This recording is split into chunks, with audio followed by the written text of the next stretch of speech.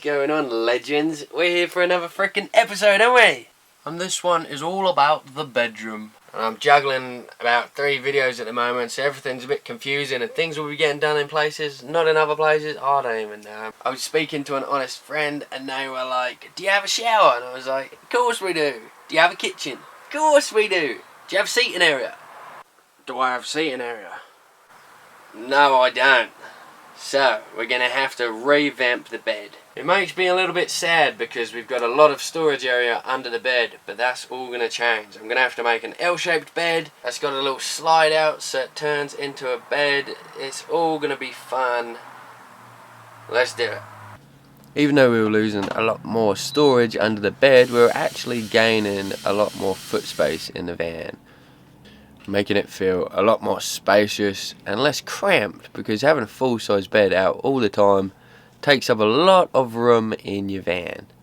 And I know a lot of people do their beds the other way, going side to side, which actually is a lot smaller than a normal bed. We decided to do ours this way, which meant you can stretch your toes out. And it'd be a sofa during the day, maximising the floor space and making it feel very spacious. And then at night time, it slides out into a double bed. So you got 2 for the price of 1, all in the same area. We've done fold out beds before and we've done fixed beds, and to be honest, they've got pros and cons with both. Obviously, having a fixed bed, you can be lazy. You don't have to do anything. The bed is there, but you lose a bit of space. And with a pull out bed, you get lots of space, but you got to put the time in. How lazy are you? You decide. Dun dun dun. Anyway, enough bed talk, let's go. So once the bed was all done and dusted, we moved on to making the cabinetry. So I wanted to have 2 drawers that slid out, and we'll be building a wardrobe that comes off of that, and then there'll be a top cupboard on the side of that, and they'll all be framed around a window, and it's all going to be pretty hectic. And if you stay tuned, you'll be seeing exactly what I made. For the cabinet area, we built it on a 33-degree cut, which makes the walkway more accessible, and it uses as much space as you can in a van, because that's very important. You got to think outside the box sometimes, even if you're building a box. And then we moved on to the drawers, which were made out of 12mm plywood. And they were just made how drawers are made, a little groove which holds the base of the drawer in. And there was a lot of thinking power for these drawers, because the angles and the way that they were getting built was a Rubik's Cube in my brain. But it ended up working. I think I actually had the drawers 2 degrees out from the frame, so I had to pack the frame to line flush with the drawers. But it all ended up looking beautiful, I think. Because sometimes you gotta make mistakes to learn, eh? That's the saying. You learn from mistakes. Yeah. And I had to reinforce the frame for where the sliders were going for the drawer, because I had nothing that it could sit on. So I put an extra 2x4 where the sliders were going, so it can hold up the drawer. No, I never used to pre-drill any screws, because I used to be a lazy old bloke. But pre-drilling your screws 100, just always do it. The amount of wood that I've split and had to recut is unbelievable. So always pre-drill, even if it takes an extra 5 seconds. But would you look at that? Drawers that work. Ta-da! Picture this, right? I'll hammer the nail and then we put it in slow mo and everything. Come on.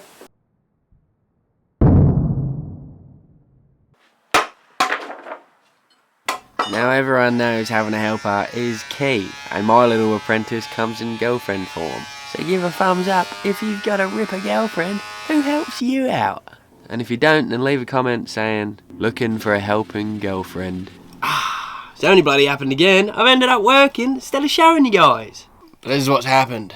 We put in this roof, which is just the tongue and groove boards going this way, adding 4 of these downward lights. We added this lovely trim on the skylight because no one likes the original manufactured stuff. We built this cabinet, which has a little drawer, and it's right above the 2 drawers that we got under here when we built this lovely desk. And my favourite part is we put in another sconcer. Alright, back to work. What am I going to show you guys now? We're going to create one of these sticks right here. Let's do it. So this is the part of the build which turns the normal builds into the ripper builds. We like to make everything a bit more unique and a bit special and a bit more interesting. So we put all of our creative ideas into the van. Well, that was dangerous. Should have used a bloody drop saw, shouldn't I? Right. Safety is key, my children. Never shortcut.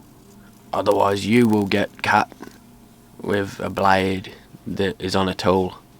And it'll hurt. And you'll get injured. Or die. So be very careful. But anyway, this is the part that I like to call turning wood back into sticks. And this area is going to be for our wardrobe. So I'm going to have 2 of these sticks, 1 on each side, and then build a wall going off the sticks with a little rail at the top, and that will hold hangers for your clothes. And this process involves a lot of grinding. So if you got the patience and you got a hand that can hold a grinder for an hour or 2 or more, and you enjoy the vibration of your hands, then give it a go. It's all fun and games. And the best thing is that there's no real wrong way to do it. Every stick in the world is different, so you can never make a wrong stick. So just use your creativity, use that little cog in the brain, channel your inner tree through your fingertips onto a pencil, and then cut the bloody thing out. But yeah, these are the most unique ways that we build walls, and we think, and they're definitely a head turner when you have the doors open. Everyone's curious as to why you have a tree in your van, as it brings a lot of natural feelings when you're inside, almost as if you were the snake looking down on Adam and Eve, saying, "Take the apple." And the whole theme of this bedroom / living area is to make you feel like you're in an enchanted forest, or a cabin, or a fairy's house, or even a van made out of scrap pallet wood, sanded, stained and put together. And the last thing we needed to do for this area was get a mattress. We cut it into 3 sections so that it would be a sofa area. Wait, we cut it into 4 sections. We cut it into 4 sections so that it would fold up as a sofa, and then you can pull the bed out, making it a double-sized bed. And we had to custom make all of the pillows, put zips on them, put a decorative edge on each corner, just to really make it stand out. Only 4,900 stitches to go. Last pillow. And that just about sums up this video. I'll show you some lovely shots of it in just a minute. But if you enjoyed this video, give it one of those. Give it a subscribe, that'd be really cool. And leave a comment about anything in the world. You could even tell me your favourite colour. I don't care. My favourite colour is purple. I mean, I care about your favourite colour, but I don't care what you comment about. And if you want to stick around to see how we're building the shower, I'm making that next. So stay tuned. But anyway, I'm sure you really want to see what it looks like. You can only see this corner right here, so let's show you.